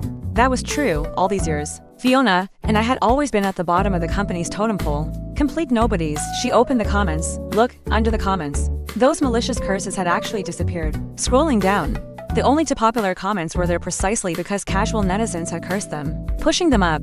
Can't you see she's keeping her distance in the show? Anyone who watched the show knows both parties are normal colleagues. Stop embarrassing Kingsley. Scolding her won't make Kingsley fancy you. Looking at these comments defending me, my chest felt warm with an indescribable, strange feeling. After being cursed so much, I never thought someone would be willing to stand up for me, I asked. What's going on? What else could it be? You're famous. She grabbed my hand, said excitedly, we've finally seen the light after the clouds cleared. The first time I saw you, I knew you'd be famous. All these years, we finally made it through. Oh, right? You even have fans now. As she spoke, she opened my super topic. In just over 2 days, it already gathered 100,000 people. It's just that the style was a bit strange. Good morning, apes. Today is the first day of liking Simone, accompanied by a screenshot of me grimacing while chopping bones. I looked at it, my mouth twitching. Is this person really my fan? A secret hater, right? I never had fans before, but I'd seen her style. All beautiful pictures and recommendations, and also my fan club name. Is apes? Who came up with that? How could there be such an awful fan club name? The fan name originated from a hot comment by a video blogger. He's your fan now too. Fiona searched for his profile. 2.6 million followers, more than me. His featured video number 1 was about me. The cover image was a bit ugly, capturing me thumping my chest like an ape during the game. A sense of foreboding suddenly hit me. After clicking on it, I fell silent. A meme video. In the video, set to a catchy soundtrack, I repeatedly acted like an ape. Kicked the door, chopped bones, pushed people out while standing on 1 foot. Not a single scene was normal. Not for a moment was my facial expression management intact. The top hot comment, this is exactly my taste. The ape army welcomes our queen. The replies under this hot comment were all ha ha ha ha. Applying to join the ape army. I'll agree on her behalf. The fan club name is settled. I asked that question again. Are you sure they're really my fans? Fiona hesitated for a few seconds. Probably, yes. This blogger posted 5 videos related to me, 3 of which carried the same topic. Bounty Man Yi is a CP name for you and Bonnie. The 2 of you also have a super topic. She opened the super topic for me. 150,000 fans. Looking at the content inside, I was forced to open the door to a new world. Videos and edited pictures of daily sibling-like interactions. I could understand, but romance-oriented edits. What the heck?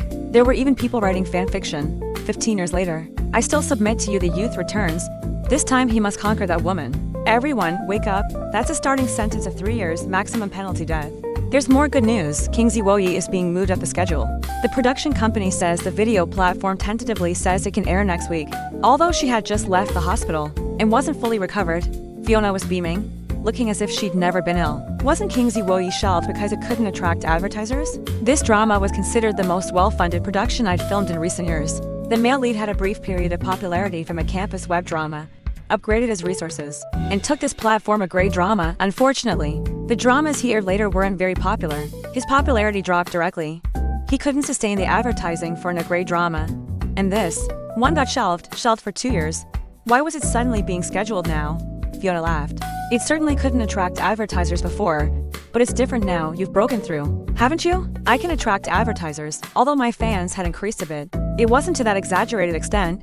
There were still more curses and praise on the hot searches. Although I signed you back, then because you looked ethereal and otherworldly, it's been for years. You have to have made some progress, right? Fiona held her forehead, helpless. The bounty man ECP, slacker parenting, rumors with a top star. You're covered in all the recent major hot topics. Your discussion heat and popularity recently aren't inferior to a list of celebrities. Brands have been contacting me one after another these past 2 days, but they're all small brands. I plan to wait a bit longer to see if any high national awareness brands or luxury brands come knocking. Why aren't you saying anything? I was dumbfounded. I have received too much information and didn't know how to react. Should I be happy? After all, I was getting closer and closer to the goal I'd always had. But originally, I wanted to use my looks as an entry point, using my acting skills and works to carve out a career for myself. But now, everything was wrong, Fiona. I want to quit the industry. What did you say? Fiona thought she had misheard. I repeated it. She confirmed she hadn't misheard, showing an expression of disbelief. She suddenly rolled down the window. The sweltering wind rushed into the car. She pointed outside and said ferociously, "Take back those words immediately. If you don't take them back, I'll jump out of this car right now and make you collect my corpse." Seeing I wasn't reacting, she suddenly left her seat, putting one foot out the window. I was so scared I quickly pulled her back. The driver also slammed on the brakes in fright. "What are you doing?" I dragged her back into the car. "I've been with you for 4 years. In these 4 years, I've done my utmost, poured my heart and soul into it. For this variety show, I drank until I vomited blood at the negotiating table. Finally, with great difficulty, you're famous, and I'm almost at the end of my rope. And you say you want to quit." Seeing her clinging to the window, emotionally agitated, I didn't dare provoke her further and showed weakness. "I won't say it anymore. I won't say it." She glared at me.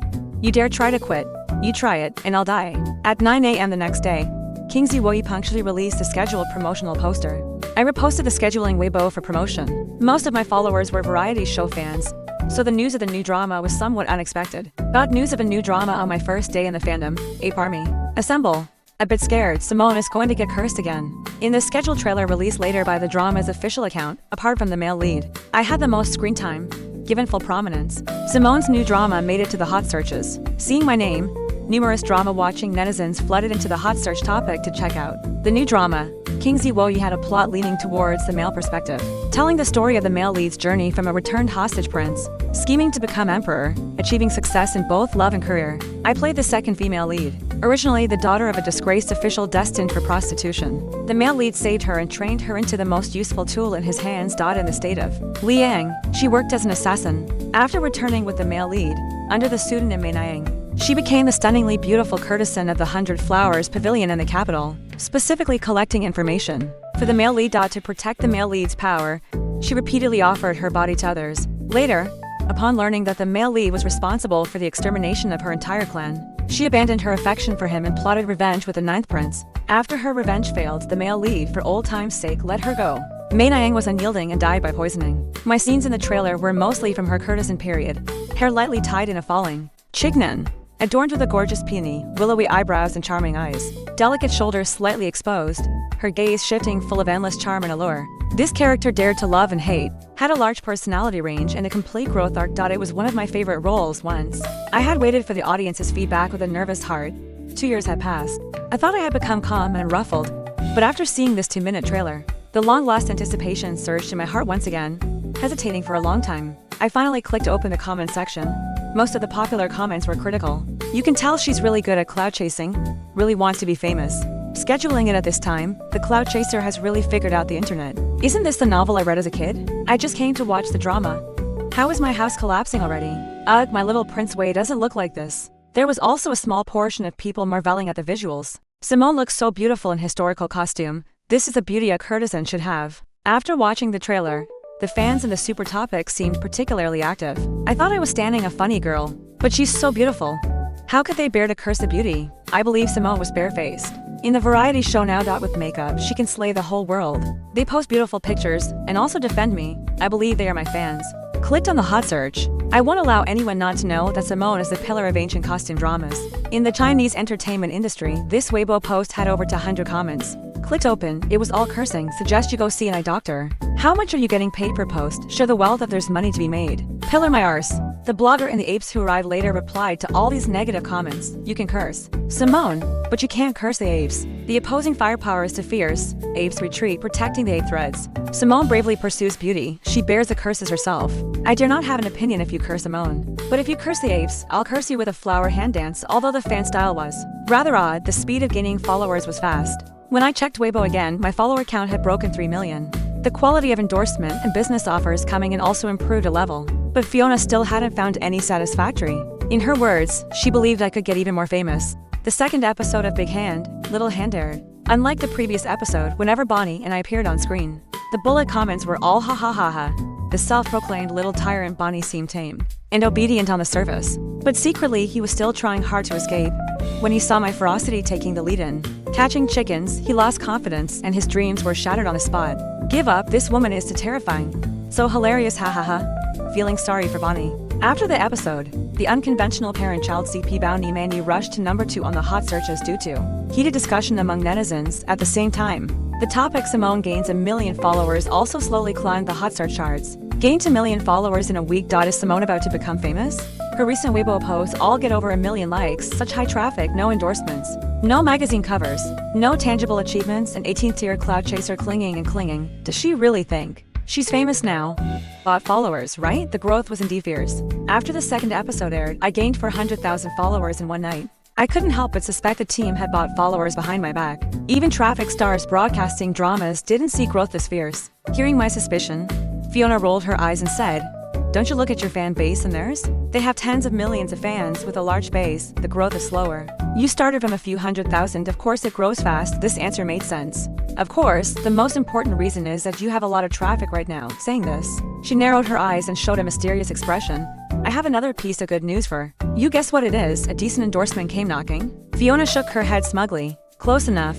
Platform D has invited you to join. They'll give you traffic promotion. I'm already famous enough for platforms to invite me. I only have 3.56 million Weibo followers. Fiona saw my confusion. I said you were out of touch with reality, and you didn't believe me. Platform D's daily active users have long surpassed Weibo's. Your bounty Mandy CP with Bonnie is very hot on Platform D.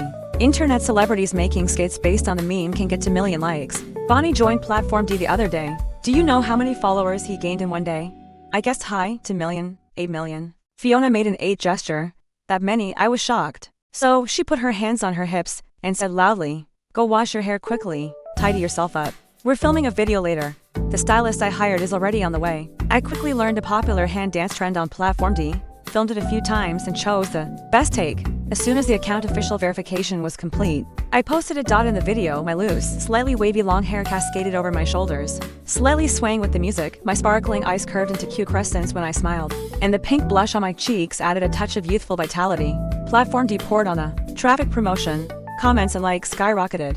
Is this gentle person really Simone? Not sure. Need to look again. Bonnie, you weren't smiling like that when you were punching watermelons. She seems to know she's pretty. Fun fact, her fan club name is Apes. Under this comment, it was all ha ha ha ha as a fan. I suddenly feel a bit embarrassed now.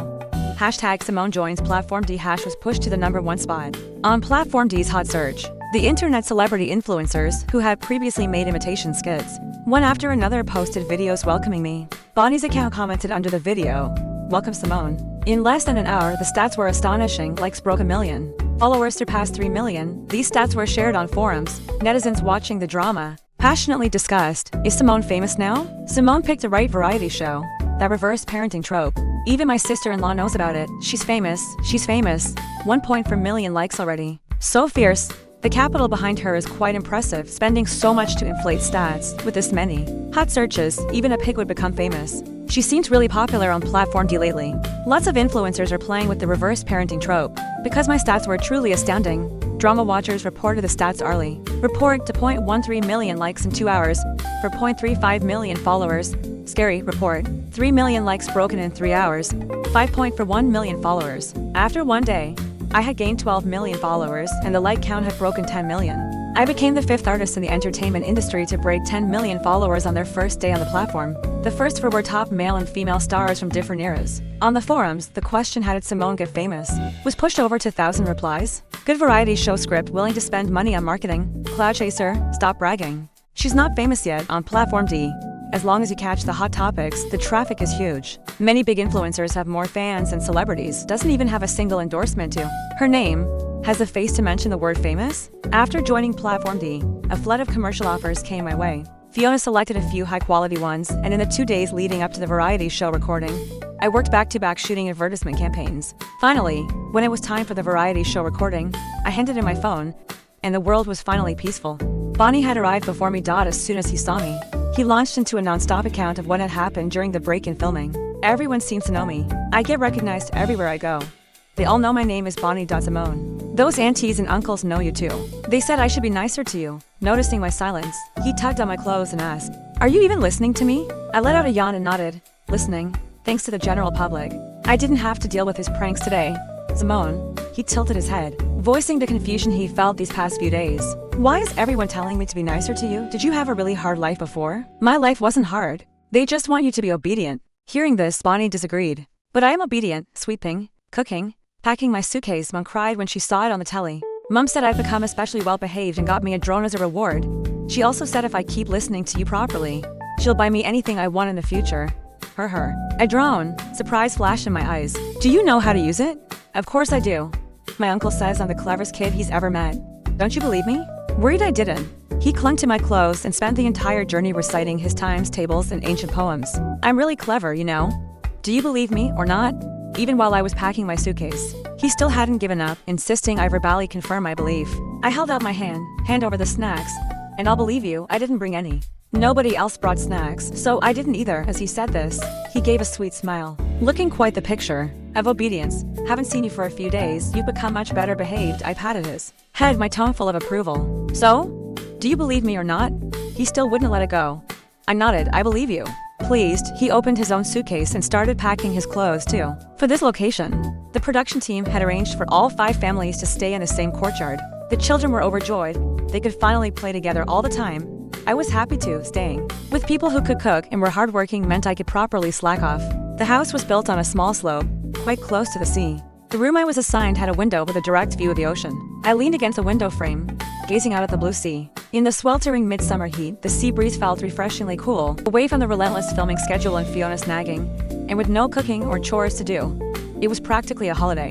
Simone, Bailey's voice, suddenly came from behind me. Bonnie hit someone. Hit who?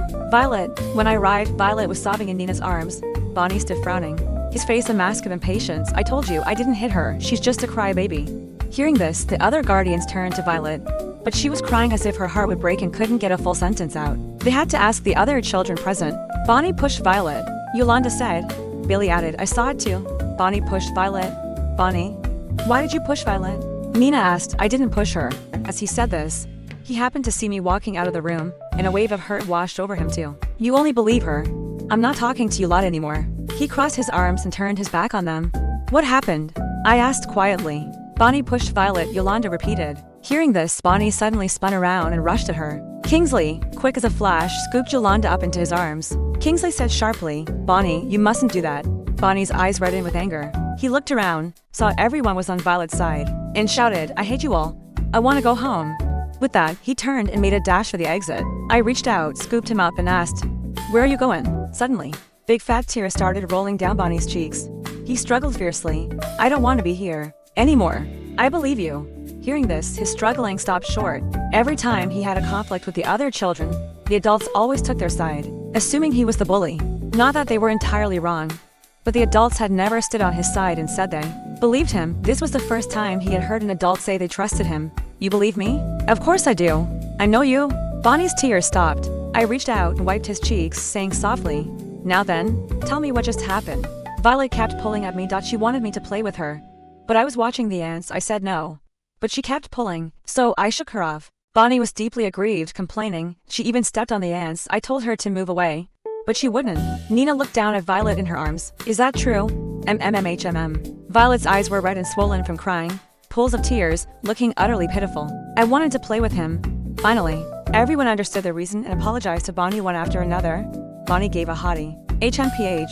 I'll have to think about whether I forgive you or not. Encouraged by Kingsley, Yolanda walked up to Bonnie and said timidly, Bonnie, I'm sorry, HMPH. Bonnie, still holding a grudge, kept his arms crossed and ignored her. Seeing this, Yolanda grew anxious, her eyes welling up, looking around for an adult to help her. All right, fine, I forgive you. Seeing her cry, Bonnie frowned disdainfully. Girls only know how to cry. Bonnie, you were crying just now too. I reminded him was not. He refused to admit it and turned to squat by the wall. Violet, having finished her crying fit, suddenly got up from Nina's arms and walked towards Bonnie again. Bonnie, I want to play with you. Her voice still held a sob. No, Bonnie said coolly. Hearing this, Violet started wailing again. Nina quickly gathered her back up. Leo, seeing how upset she was, fetched a toy from inside the room and comforted her. I'll give you this. Let's play together. Violet took the toy, gradually stopped crying, and let Leo lead her inside the house. Before going in, she glanced back at Bonnie, still squatting on the ground. Me? What a dramatic scene. Simone, Kingsley suddenly called my name. I looked at him, somewhat surprised. Yes? How did you know just now? Because if Bonnie had really done it, he'd only be pleased with himself. For pulling off a prank, he wouldn't have looked so wronged. After saying this, I smiled at him, found a random excuse, and left. Best to keep my distance from this one. What are you looking at? I squatted down beside Bonnie. There's an ant nest here, he shared excitedly. Just now, I saw a winged ant. I'm waiting for it to come out. You know, my heart had entered its final countdown to airing. The video platform released an 8-episode preview. To attract viewers, they included some of my scenes in the preview for each episode. Starting from the second one, You Know My Heart preview shot up the trending searches. Got to admit, Simone is really quite beautiful. A web drama's second female lead with such low status. How did she get on Big Hand, Little Hand? Her acting looks decent in the preview. Simone is my hidden gem. A mere third-billed supporting actress is worth this much excitement. Her fans really have no standards. That evening, as soon as I got my phone back, I immediately opened the video platform to binge-watch the drama. An hour was enough to watch all my parts. The drama updated at 8 p.m. By the time I got my phone, it was 9 p.m., and the bullet comments were already dense. Mei Niang didn't appear until the second episode. Before the family's property was confiscated, completely unaware, she was still sewing her wedding dress by the window, blushing at her maid's teasing. The jade hairpin in her dark chignon swayed gently. She shyly scolded, "Don't talk nonsense." Government soldiers suddenly burst in. Before she could even voice her outrage, she was roughly dragged out. The courtyard was already filled with everyone from the Prime Minister's residence. The leading official publicly announced the imperial decree. Men beheaded. Women conscripted into prostitution. Refusing to believe it, she cried and demanded to see her father, only to be slapped by the commanding officer and dragged back into the crowd. The Prime Minister's daughter was renowned for her beauty after imprisonment. Both she and her female relatives were violated by vile men. She watched as one relative after another took their own lives, the clarity in her eyes gradually replaced by hatred. In the next scene, she was fleeing amongst escaped prisoners and encountered the male lead, who had been sent to recapture them. Her stubborn, fierce resistance piqued the male lead's interest. He asked her, "Are you willing to come with me?" Even with her face pressed into the mud by a foot, her eyes remained as sharp as a wolf's. "I am. Aren't you going to ask why?" "No. As long as I can live." As long as she lived, she would have a chance for revenge. In later scenes, she had been trained into an assassin, clad in dark, form-fitting clothes. Her face perpetually cold. Only when looking at the male lead's back would she dare to reveal fragments of affection. After the male lead returned to his homeland, she transformed into the courtesan Mei Niang of the 100 Flowers Pavilion, gathering information for him. Only 8 episodes were released. Mei Niang had very little screen time in each. But I, cherishing the opportunity, had done my best in every shot. The audience's response to the character Mei Niang was almost entirely positive. Her performance in the 8th episode, where Mei Niang gets drunk under the moon after learning the male lead is searching for another woman, received the most praise. People like us, who've clawed our way out of the filth, yearn the most for purity and beauty. I know that. She is in the sunlight, I am in the darkness. Her existence represents a beautiful future. Mine reminds him of his dirty past. Mei Niang loved him, but she knew from the start she never had a chance. You Know My Heart soared to the top of the trending searches. Simone looks stunning in period costume. This drama is a go. Sisters. The redemption CP is so shippable. Noble Lady X gloomy, overlooked prince. I watched the drama because of Simone. Adopting Mei Niang's perspective, the unrequited love CP line is so painful. Mei Niang's storyline is such a tearjerker. It's supposed to be a male-oriented power fantasy, but I cried like a dog. Discussion around Mei Niang was intense. Soon, Mei Niang be also trended. Mei Niang and the Little Prince of Wei are so shippable. 555. Is it really a bad ending? I've never shipped a CP this tragic. It was doomed from the start. Original novel reader here. Don't ship it. Run. Later. Mei Nayang gives herself to other men for the male lead's career. I dub the CP. Mei Wei Lai, no future. Mei Wei Lai ha ha ha ha. Although You Know My Heart had only released 8 episodes, Mei Nayang's outstanding performance attracted numerous drama fans. My Weibo followers surged. Again, some drama fans were so immersed they came to comment under my Weibo posts. Mei Nayang, run, that scoundrel is no good. My tears tonight are for you, wake up. Mei Wei Lai forums were also dominated by You Know My Heart that night. Simone was a good choice for the supporting role. Feels like she can gain a wave of fans. Everyone's talking about You Know My Heart tonight. The platform's heat index broke 8,000. Previously, only S+ dramas had this level for their premiere, right? Simone's edited clips on Platform D have already broken 1 million views. Haters stop struggling. Simone is the chosen female traffic star. With Bonnie and Leo acting as the little guardians, my load was much lighter. I sat under a tree by the door, fanning myself with a palm leaf fan, enjoying the cool and watching the sea. Bonnie and the others played not far away. Suddenly, a few barks were heard. Violet pointed at a nearby house's gate and exclaimed, "There's a dog here." Bonnie and the others immediately gathered, teasing the dog through the gate. As the barking continued, Bonnie started barking back, woof, woof.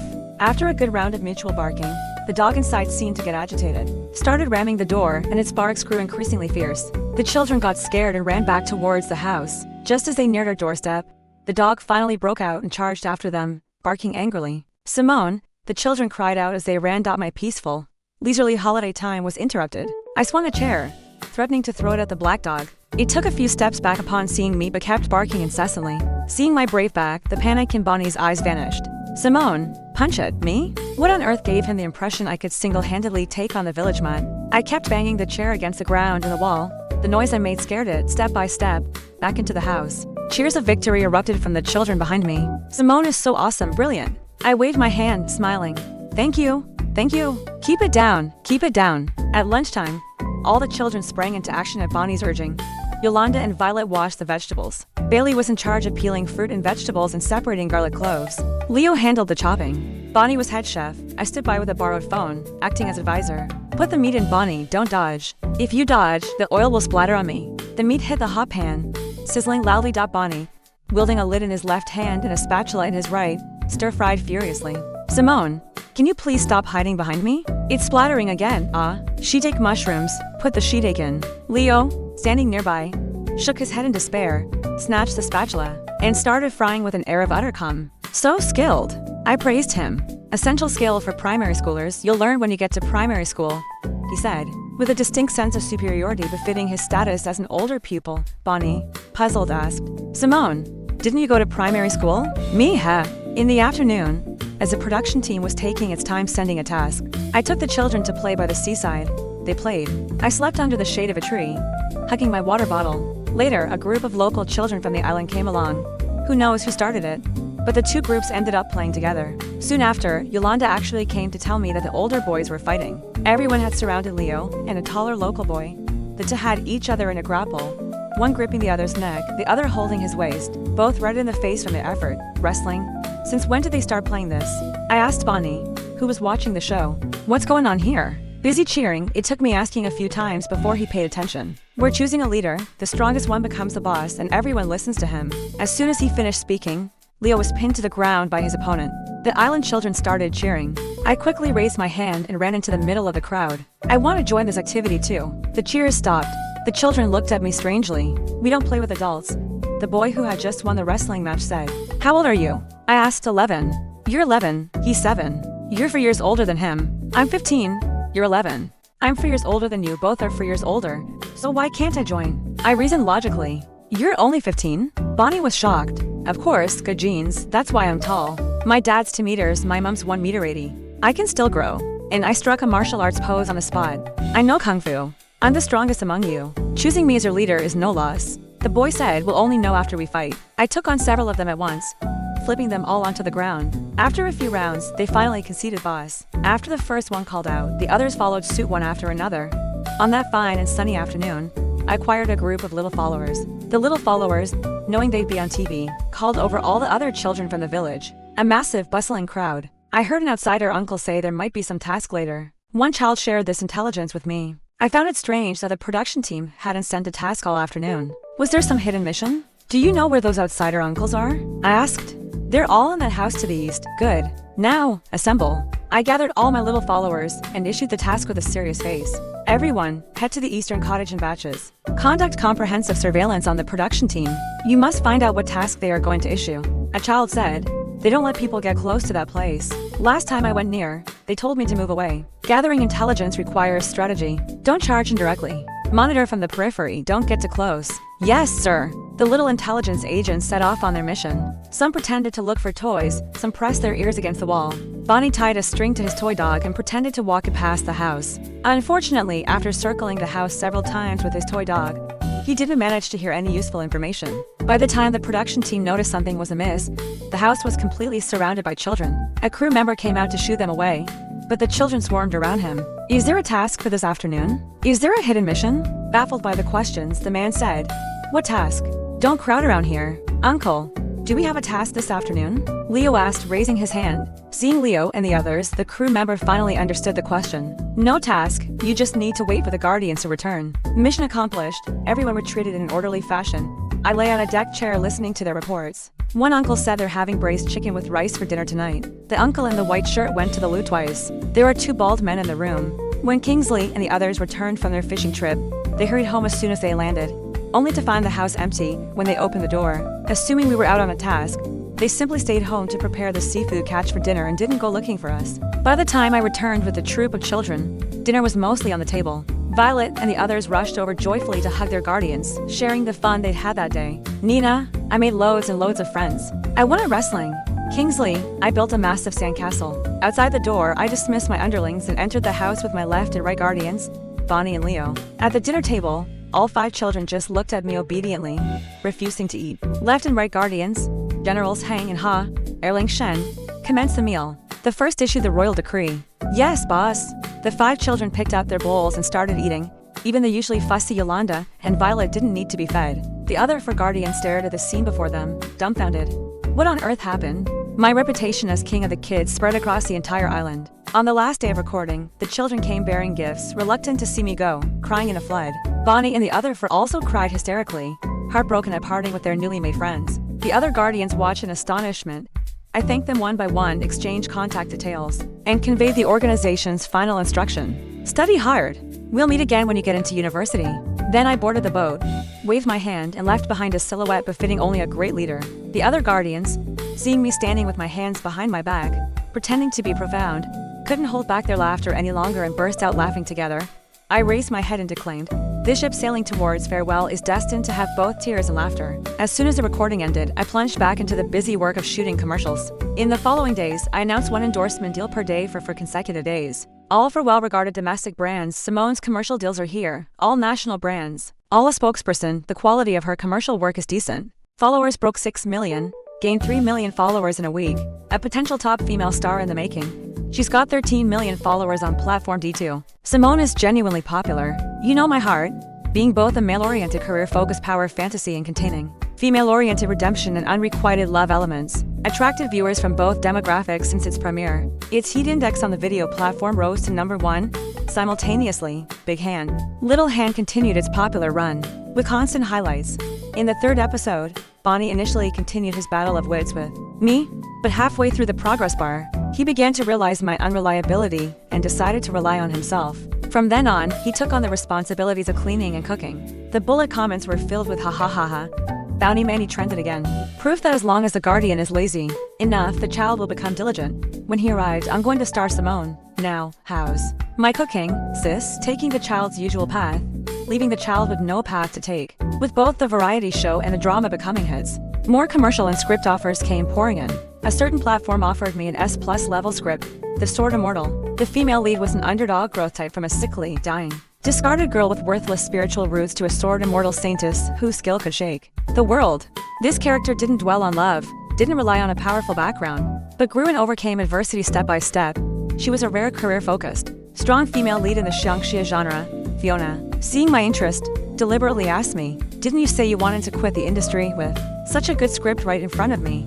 How could I possibly refuse? After agreeing to take the role, I studied it daily, filling pages with tens of thousands of words of character analysis.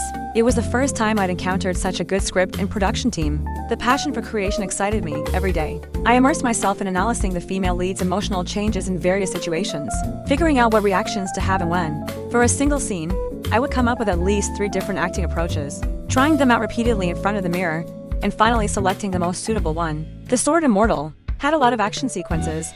I hired a martial arts instructor for one-on-one training at my own expense. The final recording for Big Hand, Little Hand was set in a water town, with a theme focused on fun and play, aiming to leave all the guests with beautiful memories of their summer trip. Bonnie never used the wish the production team had promised him, even by the last episode. He had grown into a little man who actively took on family responsibilities. He no longer deliberately played pranks, and the other children were no longer afraid of him on the last night of recording. He and I chatted for a long time under the covers. He told me his parents were very busy.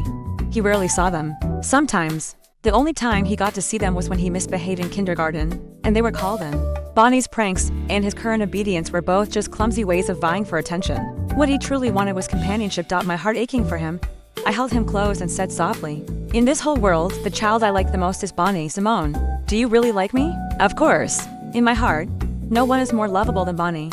Bonnie shyly buried his head in my arms. I like Simone the most too. After the variety show wrapped, the platform and the production team held a private celebration party. With no cameras around at the party, I took my drink and sat opposite Kingsley. He seemed somewhat surprised. Not avoiding me anymore? I retorted, "Weren't you avoiding me too at the beginning?" He smiled and raised his glass to me. "I'm sorry," I said softly, clinking my glass with his. He looked at the glass in his hand, his expression gentle. "There's nothing to be sorry for.